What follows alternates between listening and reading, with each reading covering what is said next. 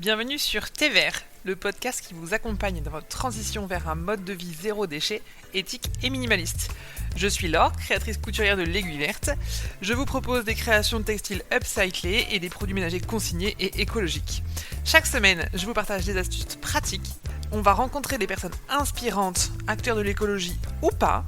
On va partager avec des invités leur parcours et ensemble, on va mettre en place des petits gestes indispensables et utiles pour prendre soin de la planète. Faisons de l'écologie une aventure simple, durable et fun. Alors, prêt à passer au vert ? C'est parti.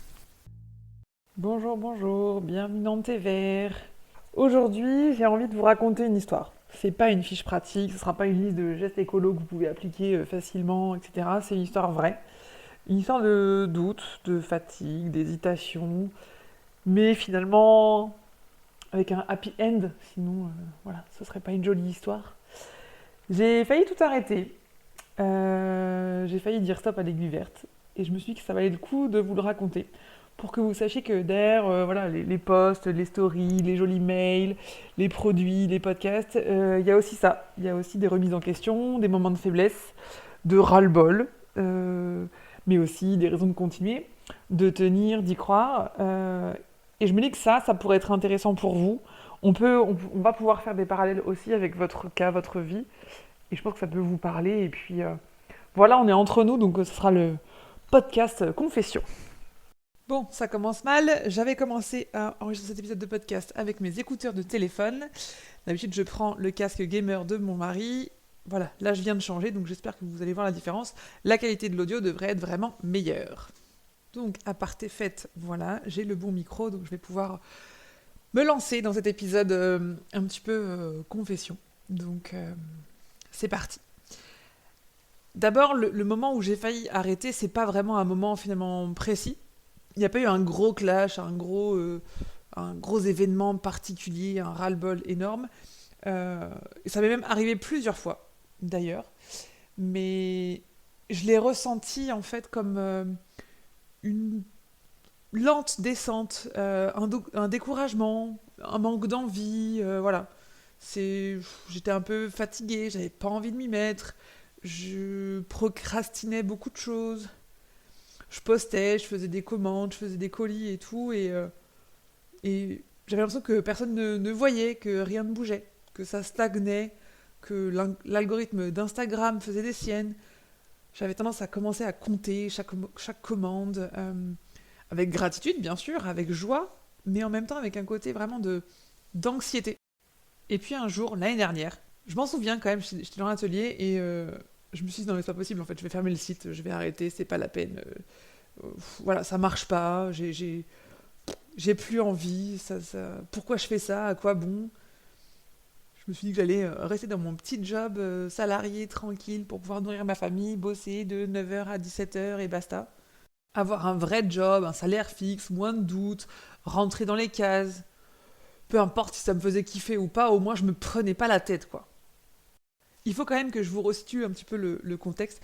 En fait, l'année dernière, j'étais 100% à temps plein sur l'Aiguille Verte de janvier à juin, enfin même d'ailleurs à août 2024, parce que je n'avais plus de remplacement de prof. Mon contrat de remplacement de la personne qui était en congé mater s'était arrêté, la personne était revenue tout simplement. Et donc je me suis retrouvée à temps plein.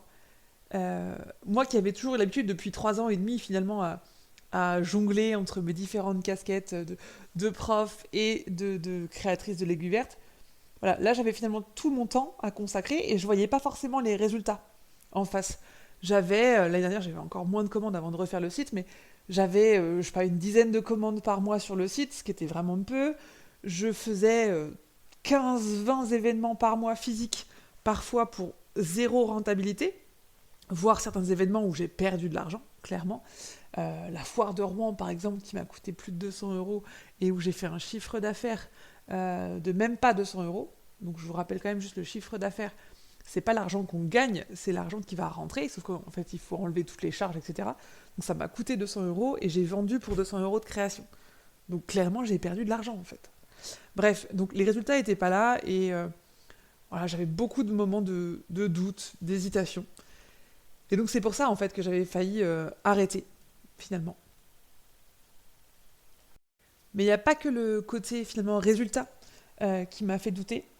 C'est pas non plus que la fatigue, c'était la solitude, un petit peu également, parce que être entrepreneur, créatrice engagée, c'est parfois avoir l'impression finalement de ramer à contre-courant.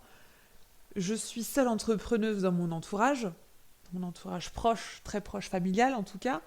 Alors j'ai des amis qui sont entrepreneuses, qui ont des marques, qui ont des business, etc. Mais les salariés ne comprennent pas toujours un peu nos doutes, nos difficultés, les enjeux, etc. Donc parfois il faut se justifier, mais pourquoi tu fais ça? Et puis, oh, t'as juste créé une petite marque. Oui, bah ça va, t'es chez toi.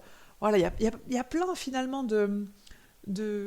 comment dire, de questions qui reviennent, de négations, un peu de critique hein, aussi, faut le dire comme c'est, clairement. Et des fois, c'est décourageant. Enfin voilà, c'est un peu tout ça aussi. Et puis, en plus d'être à contre-courant en tant qu'entrepreneuse, j'étais aussi à contre-courant parfois en termes de valeurs. Voilà, moi je suis écolo, je défends plutôt le minimalisme, de pas surconsommer, de faire attention, etc. Et je vois autour de moi des gens qui surconsomment, qui vont claquer des tonnes d'argent dans des vêtements, des trucs enfin, que moi je comprends pas en fait. Je vois aussi des grandes enseignes qui font des pubs bien léchées là sur le green, sur le vert. Tiens, on a éco-conçu une collection de vêtements. Non mais laissez-moi rire. Éco-conçu, ça veut dire quoi éco-conçu? Oui, d'accord. Allez, t'as coupé trois trucs, mais tu fais quand même toujours fabriquer ça en Chine à l'autre bout du monde et ça vient toujours en avion, quoi. Moi, je fais mes colis à la main, je vais coudre chaque pièce avec mes mains, je vais les découper, je vais les penser. Voilà, je me donne à fond, en fait. Un œil sur la machine à coudre, un œil sur le site que j'ai refait, un œil sur pardon, le blog que j'écris, que j'aime tenir, etc. Un œil sur ma fille aussi qui est avec moi, l'autre sur mon fils à faire les devoirs en même temps. Enfin, voilà, je pense qu'en fait, il y avait une petite voix dans ma tête qui me disait est-ce que ça vaut vraiment le coup, en fait, de te donner à fond, de t'investir comme ça pour les résultats qu'il y a, pour la reconnaissance que tu en as, pour les difficultés que ça génère. J'avais finalement un doute de savoir si j'étais utile et à ma place.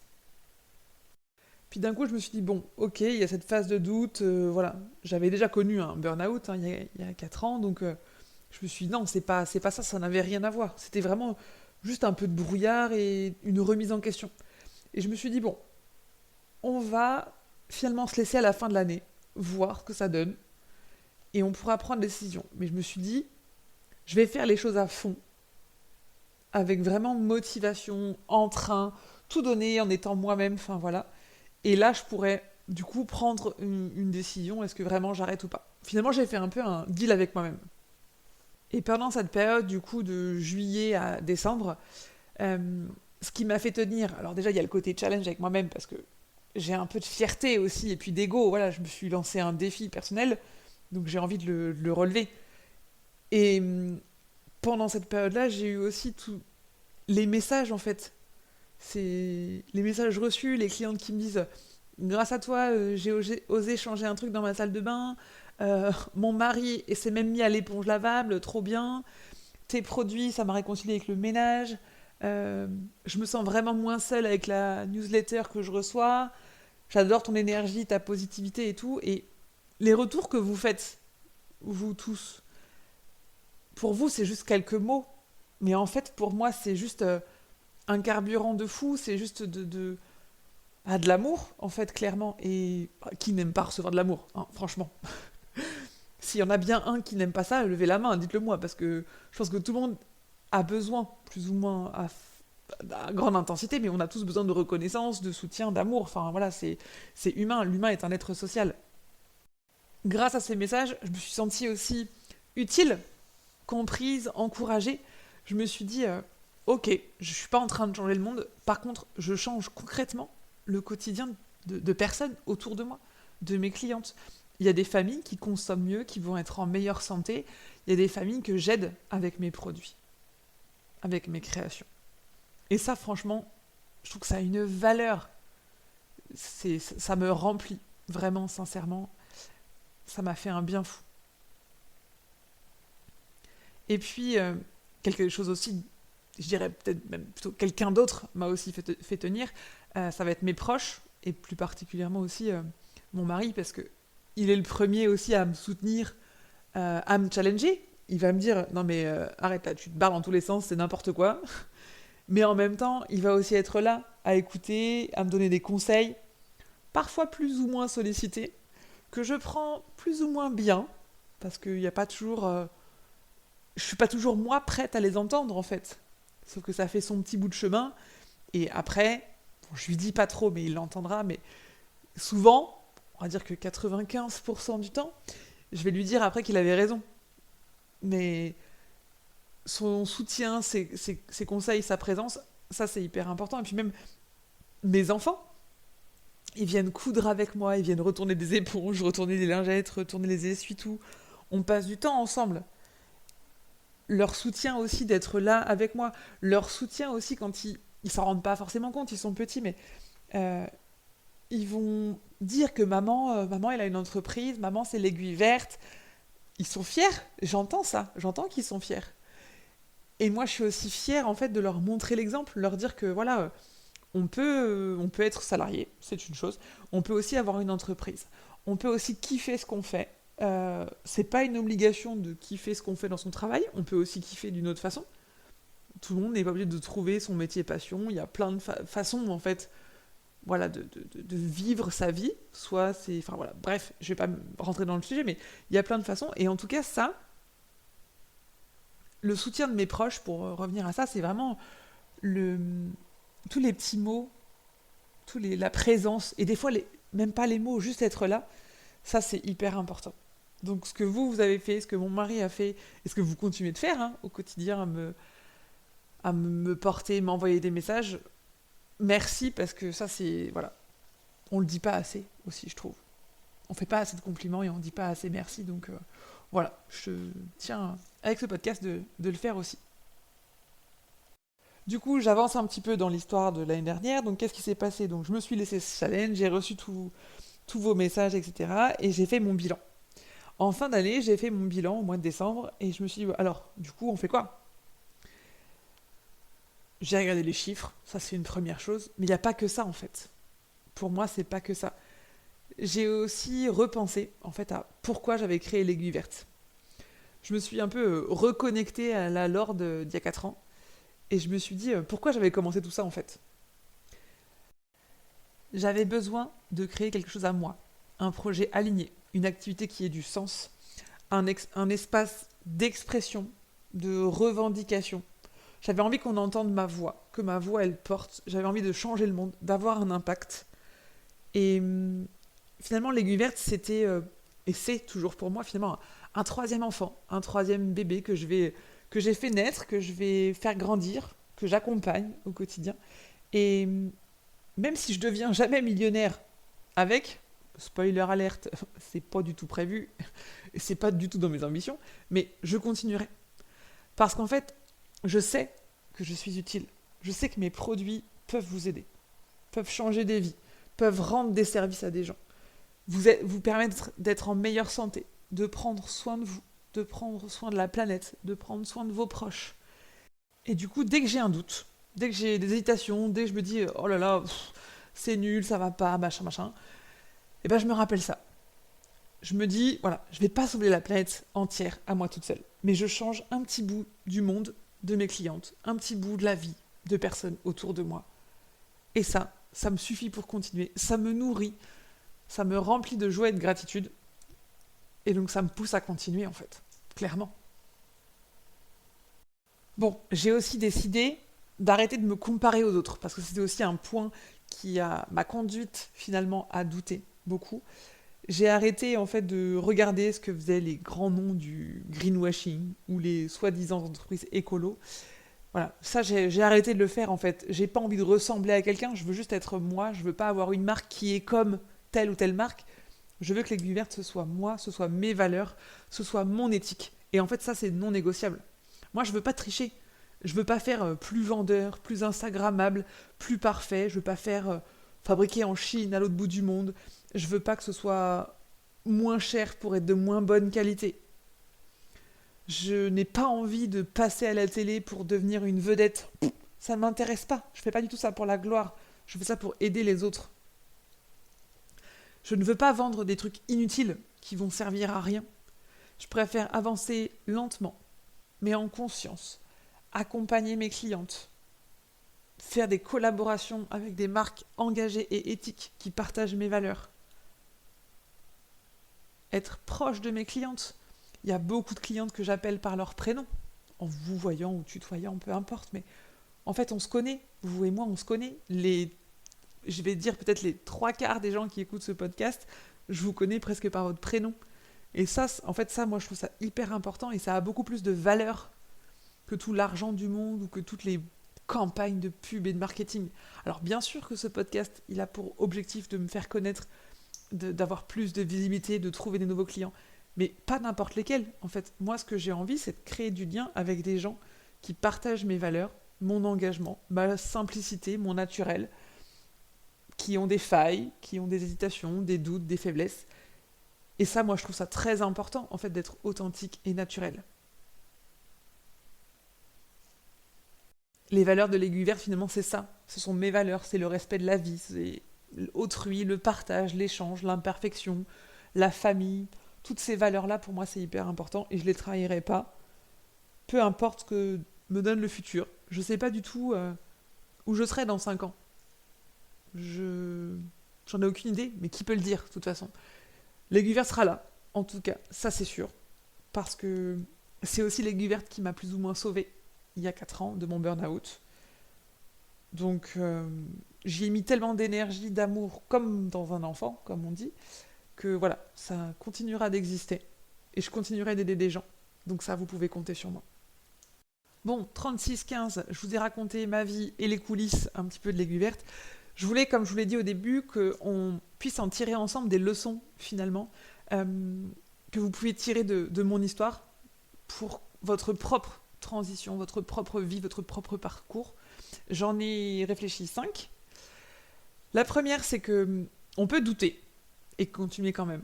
Euh, dans n'importe quel projet, dans tout ce qu'on fait, il y a des hauts, il y a des bas. Voilà, c'est normal d'être découragé, d'hésiter, de se sentir perdu.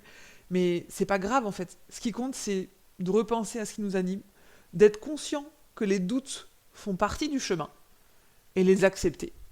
Deuxième leçon, c'est que rester fidèle à soi-même, même quand c'est dur, ça reste très important. Moi, voilà, j'ai mon écologie personnelle, je veux être alignée. C'est pas toujours facile, mais pour moi, ce qui compte, c'est d'être à mon rythme, même si c'est lent, même si c'est imparfait, même si je fais des erreurs. En fait, ce chemin, ce parcours, il me ressemble. Comme je dis souvent, j'ai besoin de prendre des murs pour apprendre. Voilà, vous êtes peut-être comme ça, mais en tout cas, voilà, ce chemin, il est fidèle à moi-même. Voilà. Et ça, c'est ce que je veux vous dire, c'est que votre transition, elle peut être plus lente, plus imparfaite, mais elle doit vous ressembler. C'est pas la peine de copier, de regarder ce que fait la voisine qui en est au chapitre 42, et vous en êtes au chapitre 2, en fait. Voilà. Chacun son niveau, chacun son avancement, chacun ses contraintes. On ne voit pas toute la couverture, on ne voit pas tout le contenu d'un livre, on ne voit que la couverture. Ne vous comparez pas. Troisième leçon, chaque geste, chaque achat compte vraiment.